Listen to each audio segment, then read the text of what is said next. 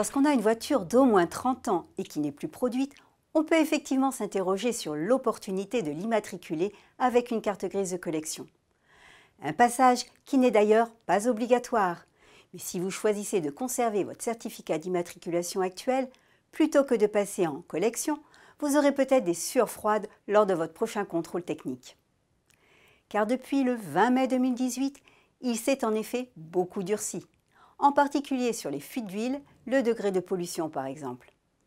Certes, les mesures harmonisées avec les directives européennes permettent de sécuriser davantage les usagers, mais votre ancienne aura peut-être du mal à obtenir son visa, même à la contre-visite. Surtout que la visite technique reste obligatoire tous les 2 ans, même pour un véhicule de 30 ans. Seuls ceux antérieurs au 1er janvier 1960, donc ceux qui ont 60 ans et plus, sont exemptés du contrôle technique. Pour les autres, en basculant en certificat d'immatriculation de collection, ce qui implique que votre véhicule est conforme au modèle d'origine et qu'il n'a pas subi de transformation notable, vous bénéficiez d'un contrôle adapté selon les spécificités et l'époque du véhicule. Cerise sur le gâteau, la visite n'est obligatoire que tous les 5 ans.